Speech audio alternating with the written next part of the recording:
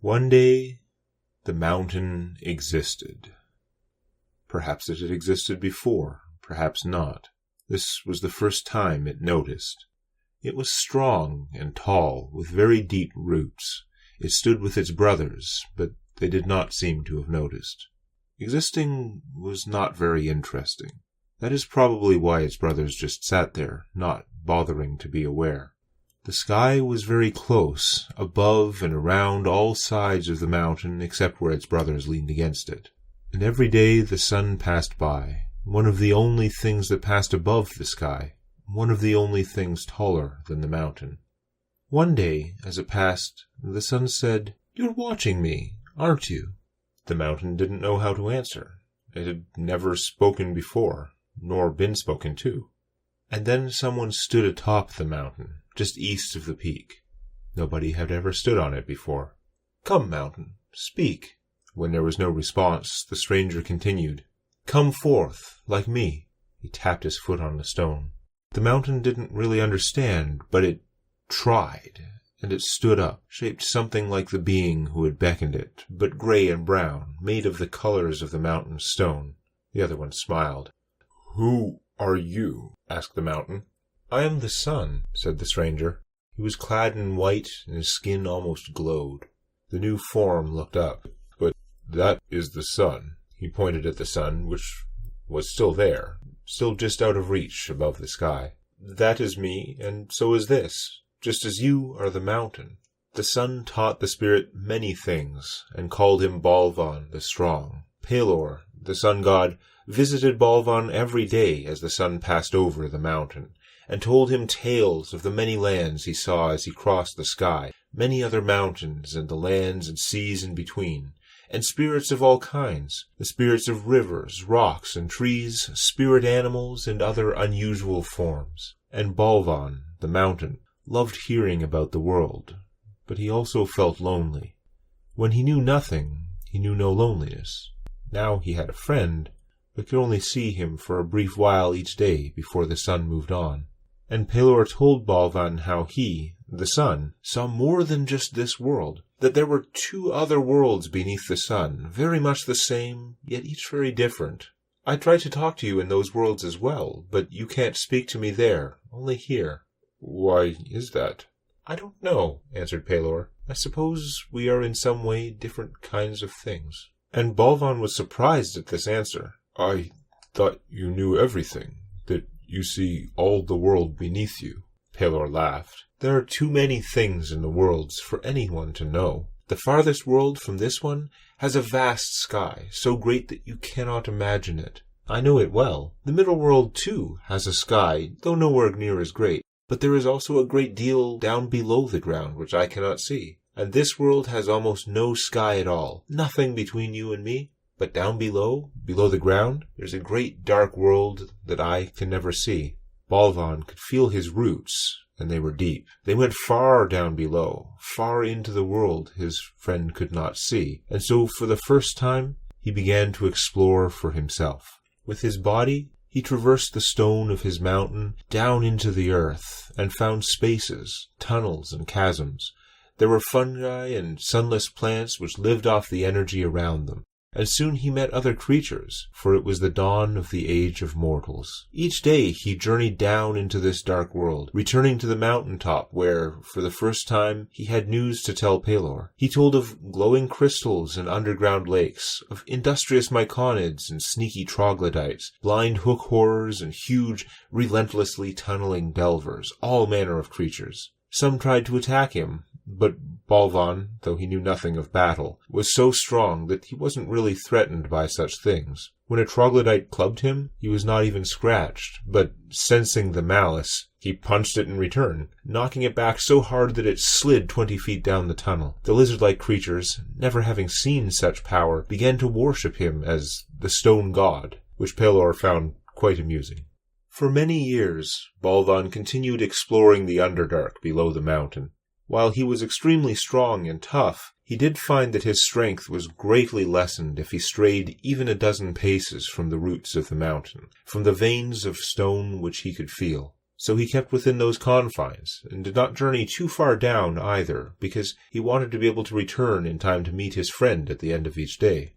Though he didn't generally talk to them, the band of troglodytes also seemed to learn his bounds over time, and largely stayed within them, where the stone god might punish any aggressive creatures which tried to move in. And Balvan started to meet the creatures of the surface too, rat-like Nezumi and bird-like Kenku, as well as a giant, Velikanska, a much taller, broader, stouter creature who the others were afraid of, but she, like all of them, was seeking refuge from dark elves and from some powerful king. They all seemed harmless enough to Balvan, who told them they could stay if they would not fight amongst themselves. And Pelor seemed to like having others to talk to as well, though few could manage the climb to the top. They named the peak Mount Pillar, for the mountain spire was so tall that it appeared to hold up the sky, especially from a distance. But even with so many more people in his life, Balvan was lonely. Pelor saw this, and he said, "My friend, you've told me so much of the world I cannot see. Maybe I can show you something in return." And a staff appeared in the hands of the sun god, who struck the lower slope of the mountain. Though the impact echoed with power, reverberating through the stone, the refugees were confused, for nothing appeared to happen. But Balvan felt something very different. He sank down into the mountain, while Pelor just smiled. Balvan, who was the mountain, had never felt this before. There was stone he didn't know, both familiar and unfamiliar. He moved into the stone, and found he could still shape it as he could shape the mountain. But passing through it, moving up to the surface, he found that he was not on the mountain. His friend and the refugees were not there. It was a different mountain, with different air, and the sky. There was sky as he had never seen. The sun was in the same place. It was the same size, but so much brighter than he had ever seen. He could barely look at it, squinting, but then he looked out, away from the mountain. He did not cry, because he was stone. Before him, without the claustrophobic barrier of the fell sky, he could clearly see miles of green, blue, and brown, plains, woods, and rivers, and other mountains, so far distant he had no way to judge how large they were. Looking out from the base of Mount Pillar, his home, he could see a good distance in several directions, away from his brother mountains. But it was dim, close to the ground, and always trapped within the ceiling of the world. Balvan knew of a cavern, near his roots, hundreds of meters across, containing an underground lake, pierced by stalagmites and teeming with life. He often went there to experience the wide open space, more than 3 times as high as the sky. But here, as he ascended toward the peak, hardly tearing away his eyes to glance at the stone he was climbing, the entire world lay bare before him, with people and animals moving around so far away they looked like tiny specks, but somehow he knew they were as alive as he was. "Your mountain exists here as well, but your spirit did not." It seemed wrong. Pelor stood behind Balvan, who did not turn, as he marveled at the impossible, endless view. The sun god continued, "Your stone is full of magic. I used some of it to soften the boundary a little. This is the middle world." Now Balvan did turn. "You mean the other world's sky is greater than this?" "You can see so much of the sky here, most of it, for it only goes up a few miles. I'm afraid the Fey sky would disappoint you, seen from below, for though it stretches so far and high, 100 times this at least, you could see little more than this from the ground." Balvan spent a great deal of time surveying this new world from every part of the mountain, though he chose not to wander more than a few feet from the rock, from his place of strength. And though he still remained somewhat distant from the fell refugees he protected on his slopes, he decided that he could share this with them. And so, for the first time, he began reshaping the stone on a large scale, changing the mountain that was himself to be more open, more inviting.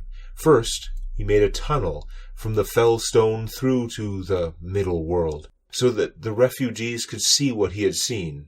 It turned out there was some pleasure in the making, and he kept working on the area where the stone bridged the worlds.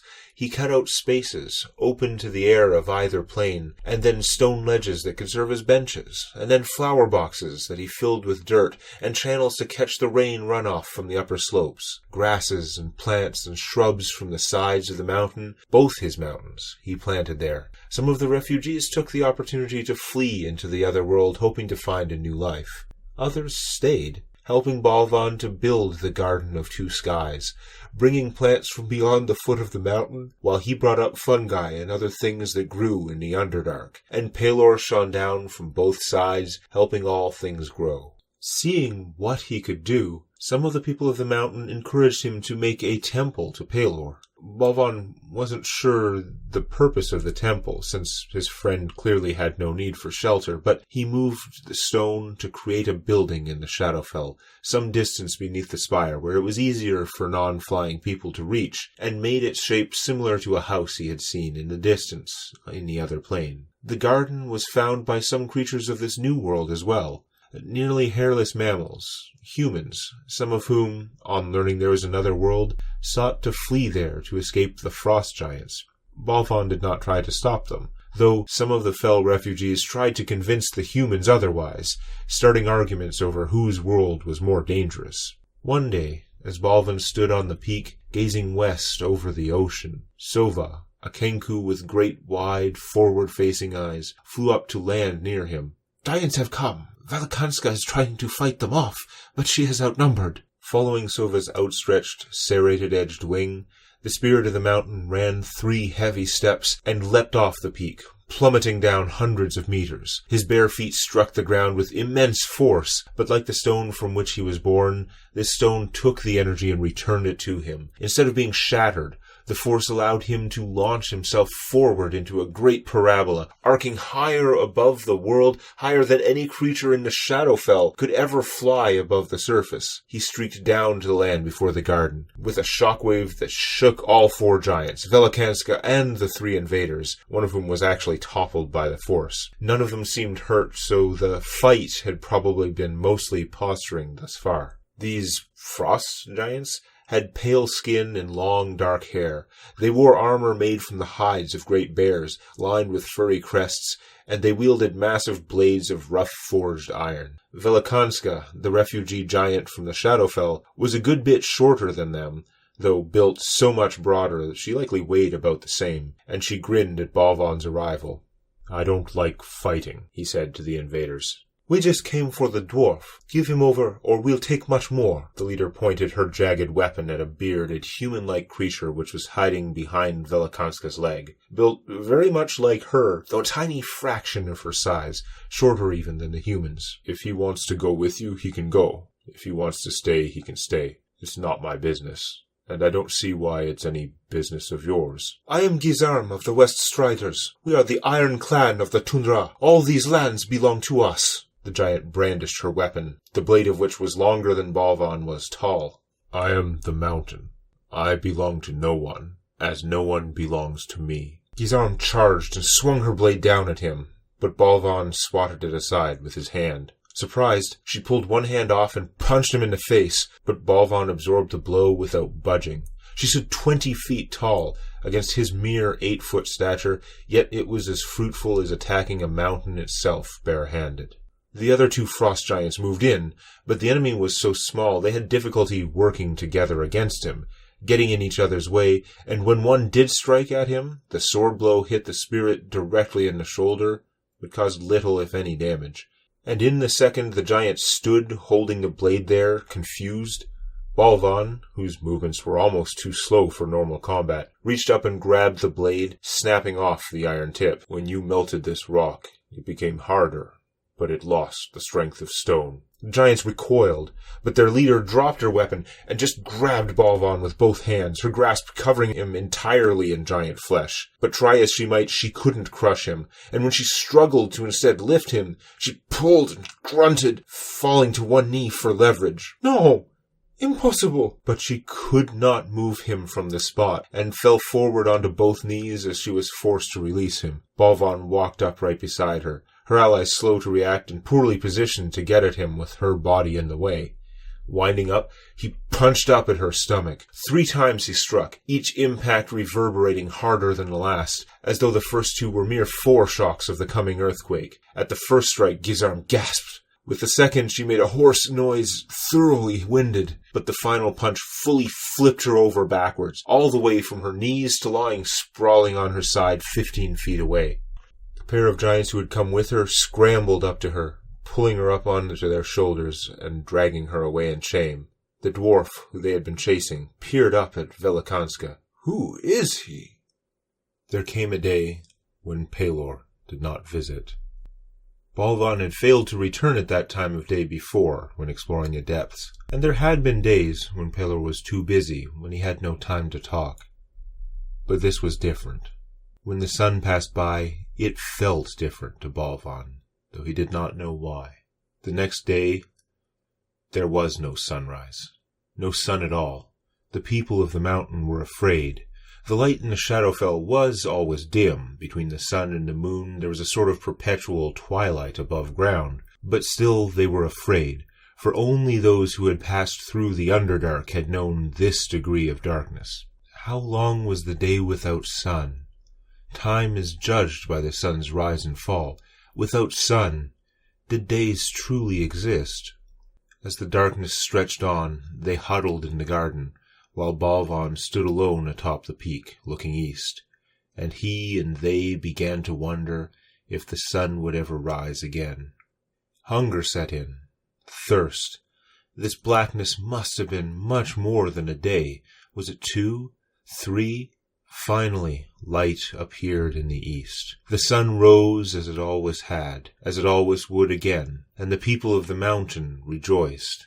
But Balvan watched it rise, in the middle world where the sky was clear and he could see it better. He was not sure it was the same sun. When the sun passed over the peak, Pelor did not appear, nor did he come down the next day, or the day after. Balvan went back to greet him from the fell peak, while Sova watched the other plain.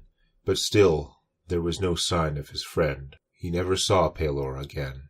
Balvan had already been lonely, but his friend had been something of an anchor. And before he had really come to terms or decided what to do, the great gold dragon Zoloto arrived from the west. Having flown across the ocean, he descended, wrapping himself around the mountain's peak in the middle world. The people of the mountain were terrified, passing through the garden tunnel to the Shadowfell. But Balvan went up to see this giant creature. It was beautiful. Massive, with pointed face and sharp-looking wings and claws, covered head to toe in golden plates which gleamed in the Middle Realm's light more brightly than the Shadowfell's actual sun ever had. And the dragon's great eyes, like great round white gold shields, focused on the small, bland, grey-brown form of Balvan. "Are you to be the first of my subjects?" The voice was not great and booming, as Balvan had expected from its size, nor gruff and bestial as some of the large creatures he had encountered in the Underdark. Zoloto's voice was like several stringed instruments, some light and airy, others deep and resonating, all playing in harmony. "I am the mountain. I belong to no one, as no one belongs to me. That was before. Now I have arrived. Look upon me, for am I not as a god?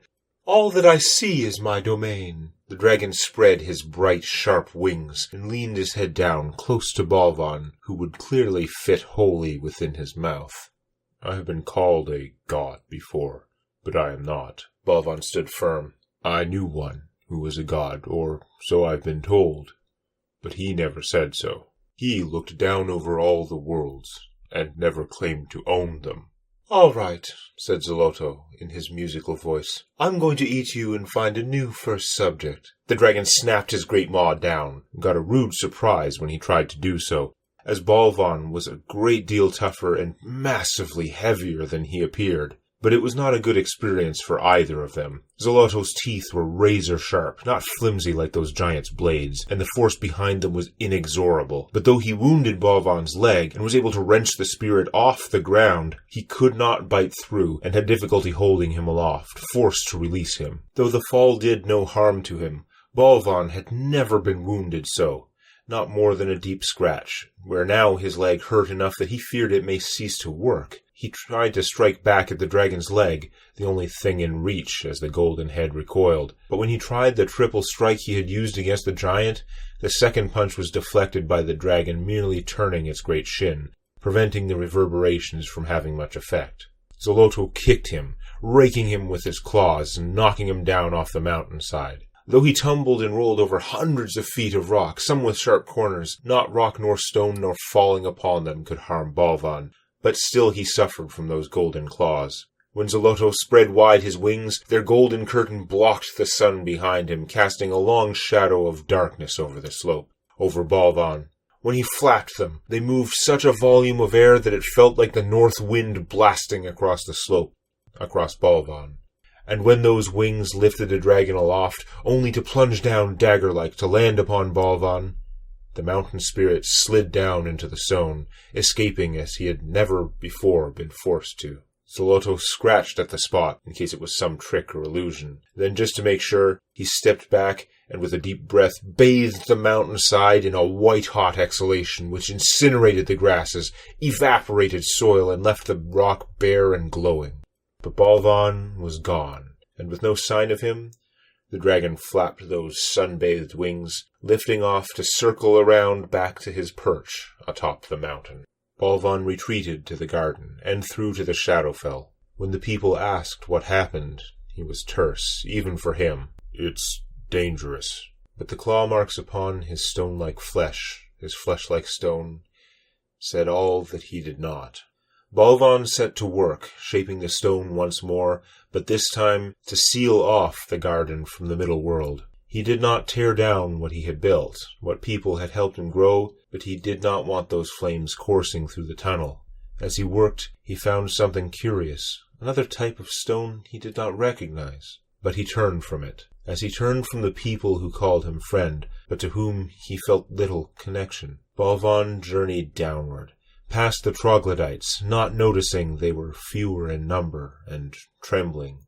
Down past the lake he traveled, down and down and down, for no longer was there a reason to stay within a day's travel of his peak. His friend was no longer there. Down he traveled, beyond the depths where things knew not to attack him, and he was forced to teach that lesson anew, making sure to stay within the roots of his mountain, where his strength remained true. Ever there is darkness and death in the underdark. Beauty and wonders he saw also, but in his present state of mind they were dulled. He sought only depths, not even knowing why. Drow he saw several times, the black-skinned elves of the Shadowfell, though he thought nothing of it, seeking ever deeper. Several kilometers down, he saw a great underground sea, stretching off to the west. It appeared to lie under the great ocean he had seen on the surface of the middle world, where there was no ceiling to block his view, but downward he continued. For many, many days he descended. Some things shrank away from him, for in this unlit world many of them could sense strength such as his. Other things passed by as he waited and avoided them, sinking into the stone again, for some had their own strength, power he could sense through the walls and wanted no part of, especially now that he had been beaten. Once he came to the end of a vein of stone. He could not feel the stone any further, and to go on would mean going without the strength of the mountain. He backtracked for days up to the last forking, but looking up from whence he'd come, and down where he had not yet gone, he chose down the other fork. Many kilometers below his mountain, when this fork too was dwindling to a vein of stone no more than a couple feet in breadth, Balvan sat down to rest in a cavern. He was tired. He had been tired for weeks. It was fatigue that drove him. He was tired of all the things he knew and wanted no part of them. But as he sat, without warning, a dragon's head appeared before him in the dark. It emerged smoothly from the rock wall, without so much as a tremor, and Balvan froze. The head moved past him, at least as large as that of Golden Zoloto, but not metallic nor colored, merely flat, pale gray like a boulder. Following the head, the serpentine neck and broad muscled body came, clad in scales like slate shingles, with the beginnings of great gray wings, though only a fraction of them, of the dragon as a whole, seemed to fit into the cave. The rest moved through the stone as if it were not there, the way Balvan himself moved through the roots of the mountain. Then it stopped. "You're an odd rock. You neither attack, nor run, nor talk. Do you not care what happens to you?" The grey dragon did not turn its head to face him as it spoke. "I care, but I don't like fighting, and I'm not very quick. Since you move through stone as I do, I would not escape." "You're afraid of dragons?"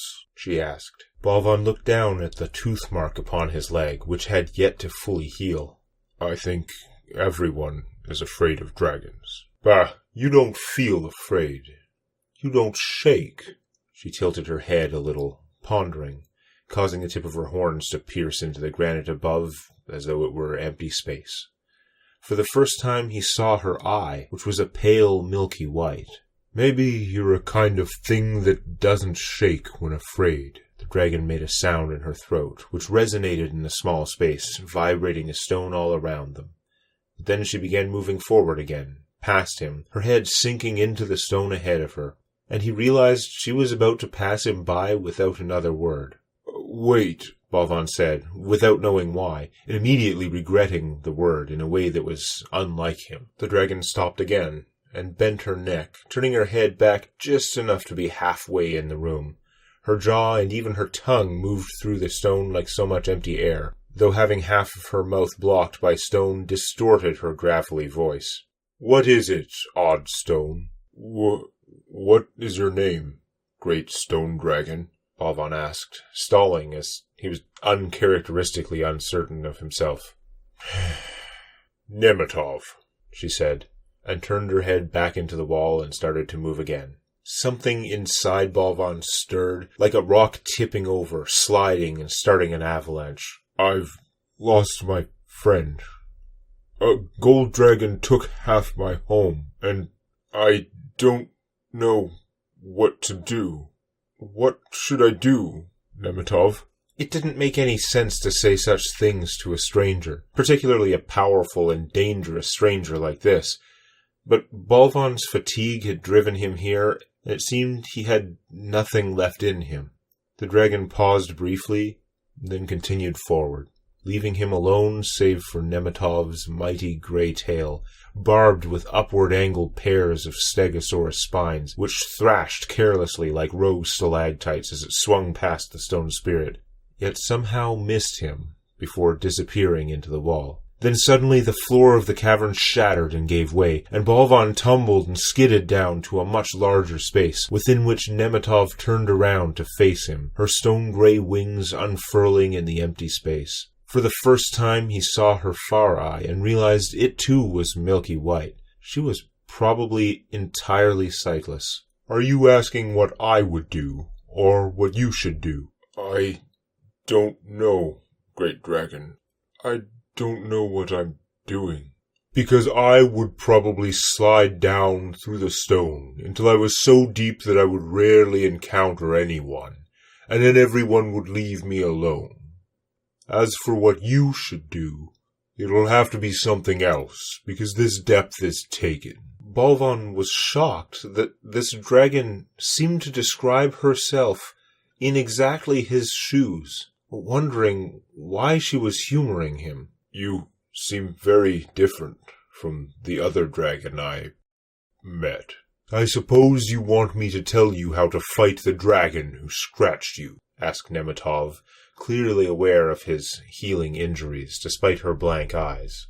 "No." Balvan did not want to fight Zoloto again. "Good, because I don't see how a little thing like you can beat it. You should just do something that makes you happy." "What makes you happy?" "Can't you see? You can move through and shape stone. "Are you blind?" mocked the sightless dragon. Balvan, who had been understandably focused on the immense and powerful being before him, looked around the lightless cave, but saw nothing. But then he took the hint, and focused on a stone around them. Most was not his stone, but he concentrated, and as he felt the stone above and below the chamber, he gasped.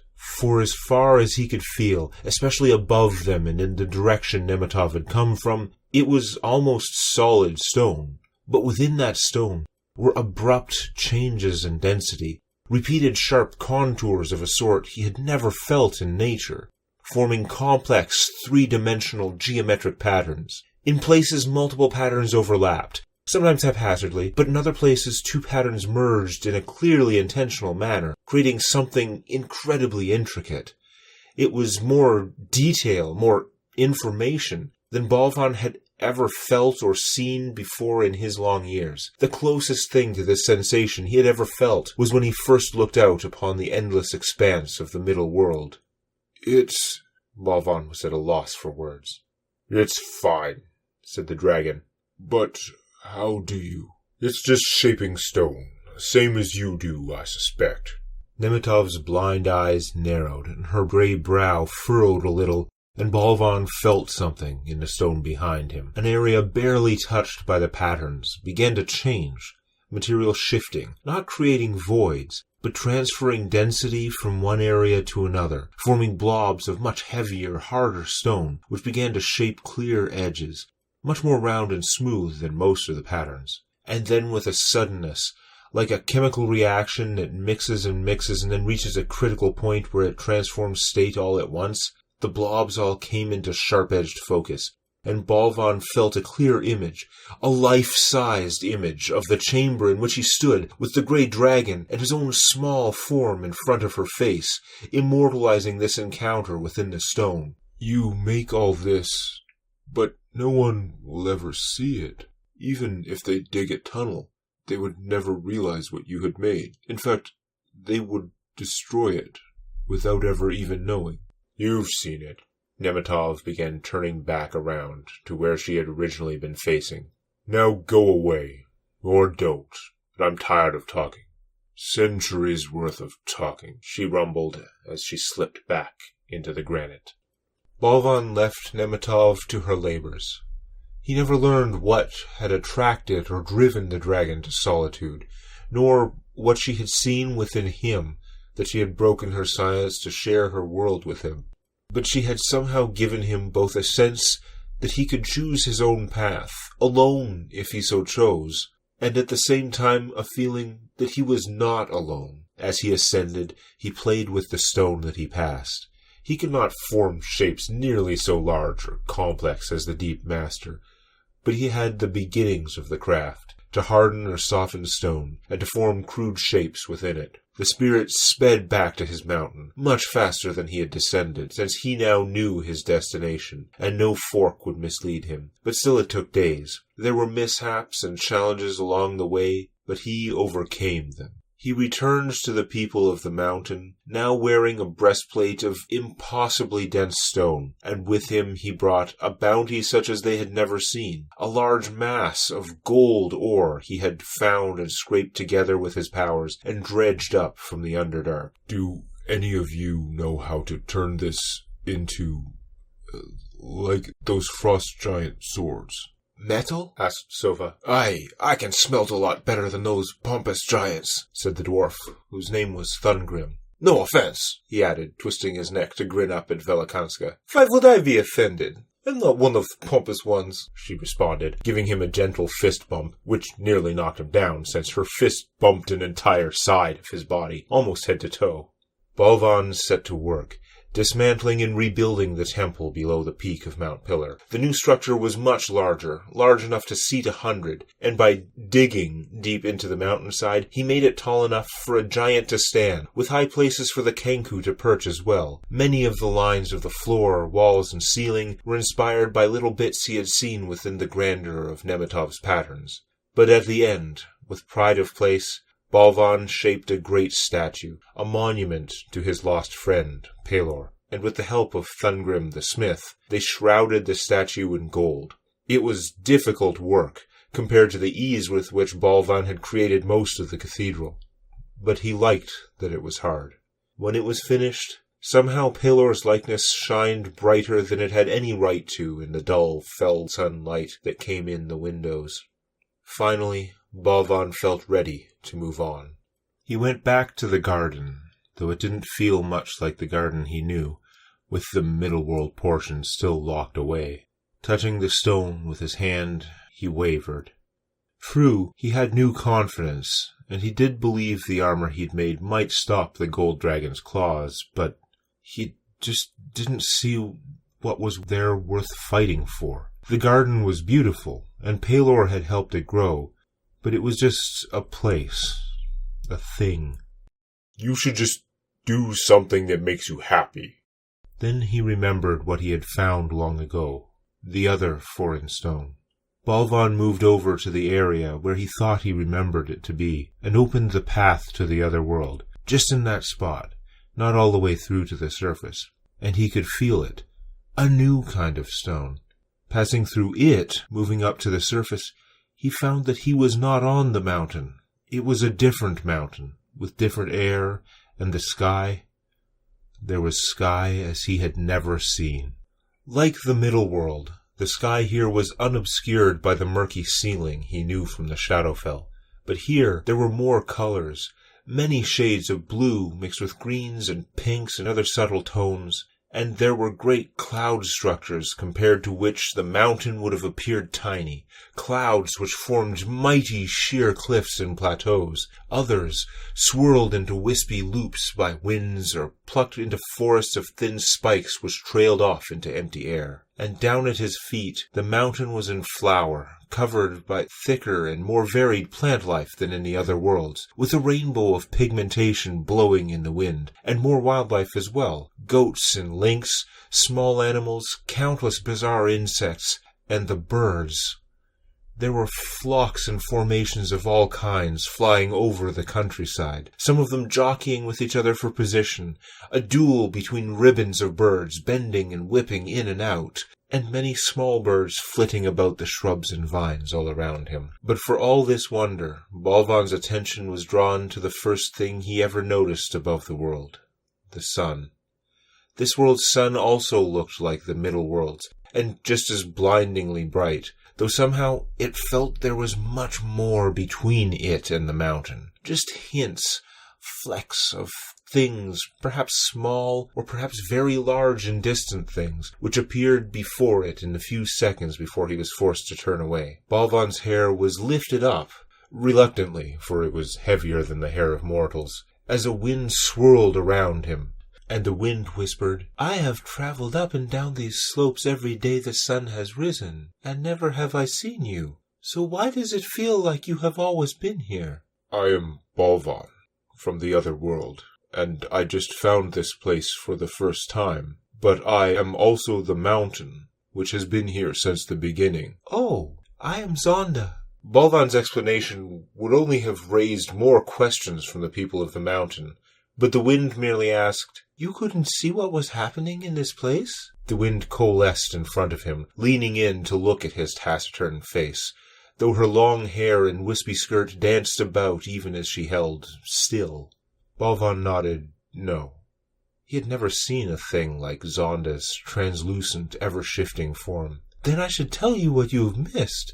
Balvan stood and listened for a long time as Zonda told her tales, though she didn't stay still at all. Free of the tethers of gravity and of form, she spiraled around her audience when she got excited, or flitted back and forth trying to illustrate a point. Zonda had spent a lot of her time around the mountain, carrying salty moisture from the sea up to the mountain's peak, where the cold air condensed it into rain, or in colder months, snow, then regaining speed as she streaked down the inland side, coasting over the open fields, then winding in and out between the tall, thin trunks of the forest. She loved to run down the mountain and touch all the flowers, lifting the little birds and insects. But she also loved to soar up into the clouds, to create updrafts that rocks would catch with their huge wings to gain elevation, to reach the high spires of the clouds.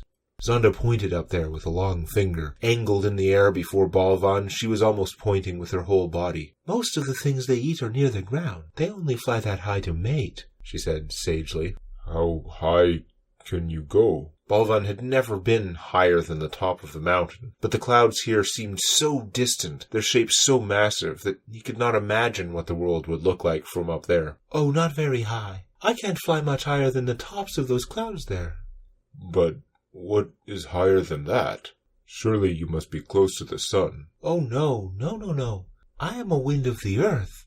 I belong down here, but I have talked to spirits from up high. Do you know Vilvith?" "No, I just got here." "Oh, right, yes. Vilvith's a friend of mine from the inner sky. She doesn't fly so low very often, but the inner sky is much, much bigger than all this. And she has been above that to the wide sky, where there are floating reefs and people that live on them, and great things that swim through the sky. And the sun is much, much higher than that, higher than the hollow sky. I think it's almost at the astral sea." "There is a sea up in the sky?" "Oh, well, I don't know. The sky's very big, so maybe. But I mean the astral sea. It's above all the worlds, but also inside all of us. Do you not know the astral sea?" Balvan shook his head. No, again. "But you are there. We are all there. It's what makes us spirits. We are here, but we are also in the astral. It connects all of us.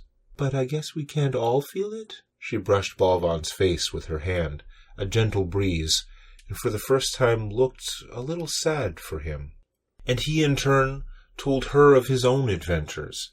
And while he had been amazed by her stories, by the things she had seen, Balvan did not tend to show what he was feeling. The mountain does not move.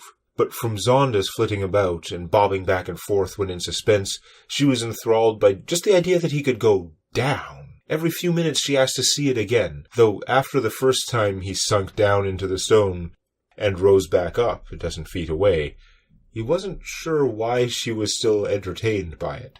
But Balvan told her his tale, of the people of the mountain, of the depths, of giants, and of dragons. And Zonda thought the gold dragon sounded beautiful, and the deep one frightening, and she seemed deeply impacted by the way she held nearly still, thinking, when he explained that they were in fact almost the opposite.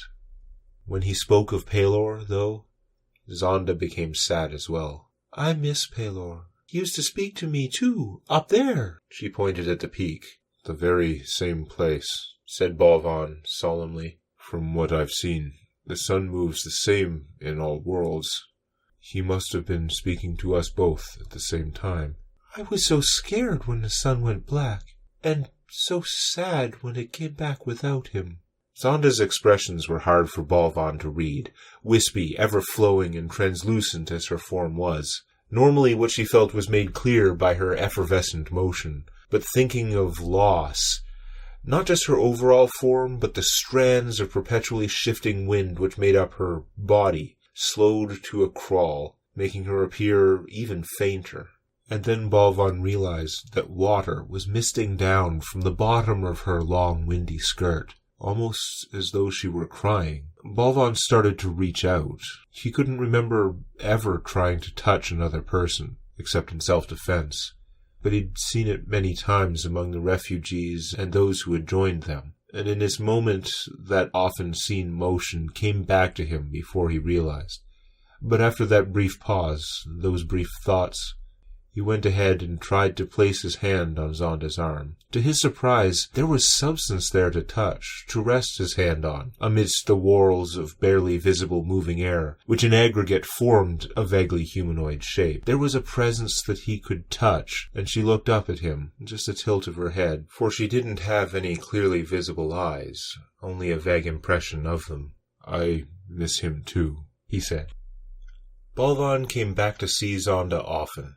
Shaping a stone, he formed a tunnel through the middle world so that the people of the mountain could pass through to the sky world without braving the surface of the middle world and the terrible monster that lived there.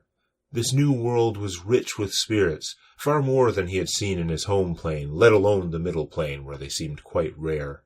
Not all of them were friendly, and Balvan's friends ran into some tricky situations, but with Zonda's help, nobody was killed or too terribly cursed.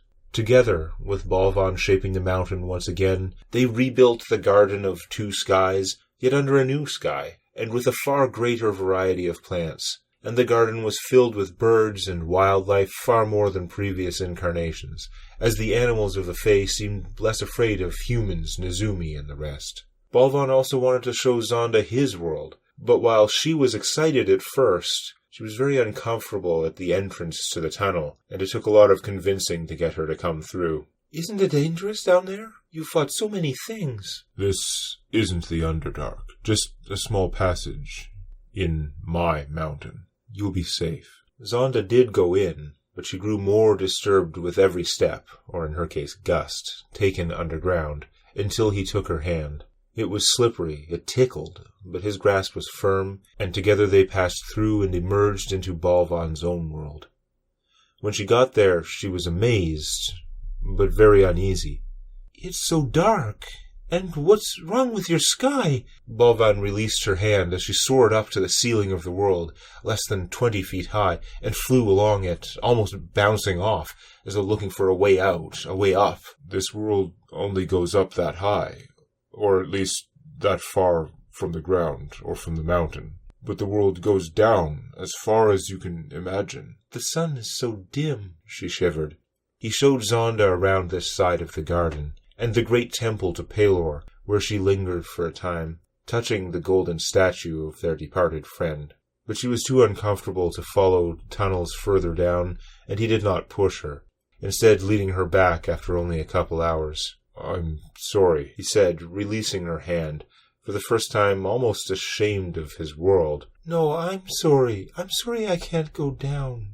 I can't see all the wonderful things you've seen. The wind spirit took both his hands in hers. And I'm sorry that I can't go up to see the wonders of this world's sky as you do, he said, gazing upward. Zonda reached up and pulled his face down to hers. Maybe I can take you. She took both his hands again and pulled upward with a force that surprised him, and blew dirt away around his feet, flattening nearby plants. But though her hair, her skirt-like bottom, every part of her was streaming, fluttering furiously, Balvan did not move at all. You're so heavy. I'm not sure I can leave the ground. But you can jump, she insisted, remembering his giant story. True. So Zonda tried again. Balvan removed his stone breastplate, dropping it with a resounding thud, but again pulling furiously at his arms, then wrapping her long arms around his waist. Still the wind spirit could not budge him. I am just too heavy to fly. You can't be as heavy as a rock. They are big like your dragons, she insisted. They have wings, he said, but she was already streaking off, up the mountain. He was not sure what to do, but stood there, motionless, thinking. Suddenly a plume of dust streaked down the mountain, colliding with him in an instant. Zonda trying to yank him off the ground with her momentum, but her weight was so small that the momentum did very little except to send off a broad plume of dirt rolling down the mountain as a shallow, dusty cloud. But she refused to give up. Instead of holding on to him, she began circling around him, creating a vortex. Are you all right? He asked. But the only answer, if it was an answer, was a determined humming sound mixed with the roaring, as the whirlwind accelerated, spinning faster and faster. His hair was forced straight up, but it was having no other effect on him. People in the nearby garden were already all paying attention, and now backed away as pebbles, dust, and other debris were sprayed around by the rising funnel Zonda was creating. I don't think... But Balvan was not a very loud speaker, and could barely hear himself over the roaring. Zonda spun closer and faster, her whirlwind growing taller, creating a vacuum around him, which might have been suffocating had Balvan needed to breathe. He was long past being able to see any part of her body within the maelstrom, but in a sense it was all her body. He looked up from the eye of the vortex and could see a wisp of cloud and a little edge of sun poking over. Then he felt unsteady. It was not a feeling Balvan was accustomed to. He was always stable. He was the mountain. He stood upon the mountain. But in that moment, his heels felt light. He widened his arms out from his sides, trying to maintain balance, as his outstretched toes brushed off, leaving the ground. For just an instant he was aloft, and then he fell backwards, and the funnel spun out before either of them even knew what was happening. Balvan landed splayed out on his back, and Zonda was flung off into the distance. As the mountain spirit sat up, the wind spirit glided back along the ground, flattened out from exhaustion. "You flew," she said, as her face drifted close to his, though she continued to rotate slowly, drifting lazily around in a circle. "You flew." And they laughed. The story, the tragedy of Balvan, will continue in part 2 and may answer more of the questions raised about the enigmatic mountain spirit in Tales from My D&D Campaign, episodes 46 through 49. Thank you for listening, and a huge thanks to my generous Patreon patrons, especially the members of the organization. All of you, the big pledges and the small, pushing me closer and closer to the goal of being able to quit my job and make content like this in TDDC full-time. If you want to join the cause and help out with Operation Awesome Unemployment, check it out at patreon.com/demonac. If half the people watching this gave even $1-2 a month, we might be able to get there in just a few months. Or, if you can't afford it, please share Tales from My D&D Campaign, and you can still come join the conversation on the Discord. Links down below.